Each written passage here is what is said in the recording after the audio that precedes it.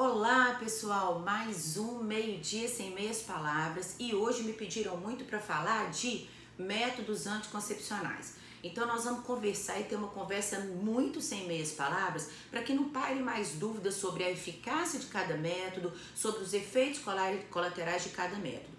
Primeira coisa, você sabe que eu não sou ginecologista, eu sou cardiologista, mas há 10 anos eu trabalho com otimização, suplementação e reposição, além da adequação dos níveis hormonais. Então, mesmo antes, quando eu não trabalhava com isso, eu via muitos efeitos colaterais de anticoncepcionais e já me chamava muita atenção a questão de estudar mais sobre isso e orientar meus pacientes para se livrarem um pouco desses efeitos colaterais. Após lidar com toda essa otimização hormonal, mais ainda aumentou a minha curiosidade em estudar esse tema e de orientar meus pacientes. Provavelmente nenhuma mulher, paciente minha em idade fértil, nós vamos passar pela consulta sem conversar sobre anticoncepção. Daí a grande importância da gente estar fazendo esse vídeo para desmitificar algumas coisas e orientar outras. Primeira coisa, gente, não adianta muito romantizar o método anticoncepcional. É uma coisa totalmente antifisiológica. Por quê? Nós nascemos para todo mês fazermos picos hormonais e preparar tanto o nosso útero quanto todo o nosso corpo para engravidar. Então não é de forma alguma fisiológico anticoncepção. Mas é importante, claro, eu concordo com vocês, mas não esperem um método 100% eficaz ou 100% sem efeito colateral. Isso não vai existir. Nós vamos ter que conversar e esclarecer a eficácia de cada um, os efeitos colaterais de cada um, para aí sim achar o melhor método anticonceptivo. Então vamos começar a conversar sobre a eficácia de cada um? Se vocês forem lá no Google e colocar tabela de eficácia de métodos anticoncepcionais, vocês vão ter acesso ao percentual de risco e de proteção de cada método. Eu vou falar para vocês, a pílula anticoncepcional, ela tem 9% de risco de engravidar. Então, todo mês que a mulher toma uma pílula anticoncepcional, ela corre 9% de risco de engravidar. Os DIUs de cobre, ele vai ter menos de 1% de risco de engravidar. Especificamente para o DIU de cobre, 0,8%. O DIU com colocação de hormônio intrauterino, que é o Mirena, ele vai ter 0,2%. A vasectomia, a laqueadura, também vai ter um risco menor que 1%. Ok, falamos então de eficácia. Eu não falei aí de métodos naturais. Tabela de Billys, que é a mulher vigiar o período fértil, ou o uso de camisinha, porque isso depende muito da mulher se autoconhecer. Então, realmente, essa eficácia da tabela de Billys e de fertilidade, ela varia muito, porque a mulher tem que ter um grande conhecimento do período fértil dela, evitar ter a relação nesse período, ou usar preservativo. Mas enfim, vamos passar para frente. Nós mulheres, todo mês, a gente faz vários picos hormonais. Cada dia nós somos diferentes do dia seguinte.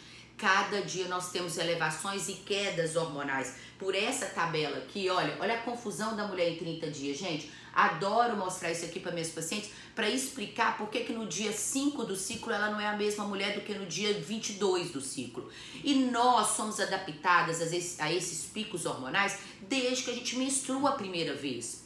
Nosso cérebro, nosso fígado, todo o nosso corpo se adapta a essas alterações hormonais. Então ela se adapta e ele fica meio que já esperando esses picos e essas quedas hormonais. Daí um dos grandes problemas quando eu uso o anticoncepcional oral.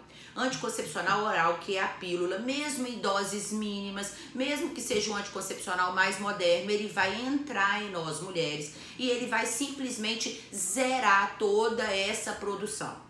Daí, os grandes efeitos colaterais ligados ao anticoncepcional. Primeiramente, depressão, transtorno de ansiedade generalizada, osteopenia, descalcificação dos ossos, porque nossa sensibilidade dos órgãos para esses hormônios mudam completamente. E eu, como cardiologista, já há mais de 20 anos, venho pegado na minha prática clínica diária uma série de complicações graves, embolias, tromboses venosas em veias, em membros inferiores, embolia cerebral em paciente jovem com 28, 29 anos.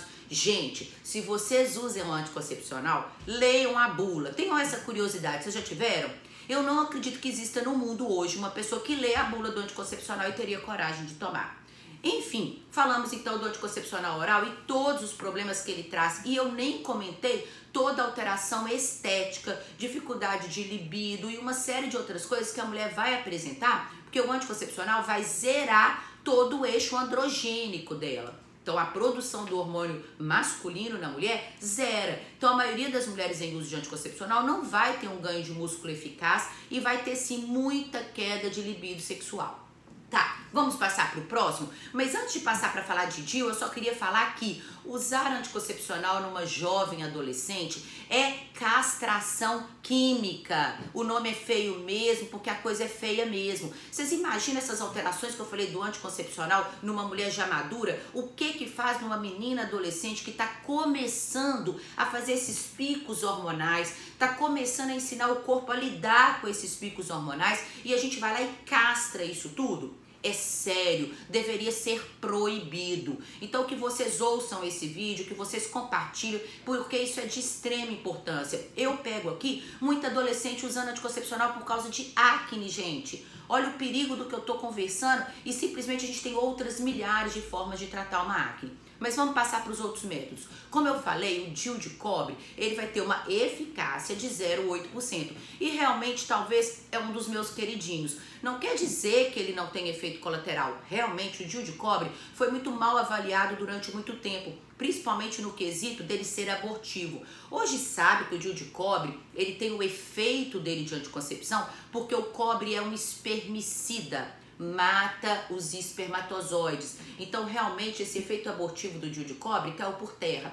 Nós temos o DIU de cobre e os efeitos possíveis é, às vezes, aumentar um pouco de cólica ou sangramento, principalmente naquela mulher que tenha muito estrogênio, tem uma predominância estrogênica. Mas isso é fácil da gente, na nossa prática diária, controlar, suplementando alguns produtos que vão minimizar esse tipo de problema. O DIU de prata é um DIU mais novo aí no mercado. O DIU de prata é um DIU indiano e ele é uma misturinha de prata com cobre. E esse DIU não tem muito trabalho científico, mas a gente tem usado muito na prática clínica com excelentes resultados, tão bons quanto o DIU de cobre. E a pergunta que eu tenho certeza que vocês vão me encher aqui no Instagram é: Sibeli, mulher que nunca teve filho, pode colocar DIU? Sim, gente, pelo amor de Deus. Isso era uma dúvida que pairava há mais de 30 anos.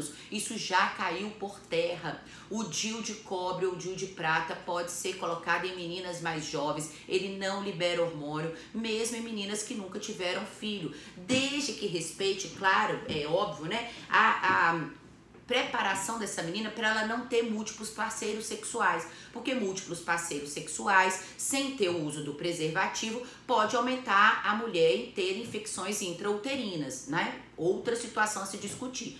Bom, e o DIU Mirena, que é o DIU que libera hormônio?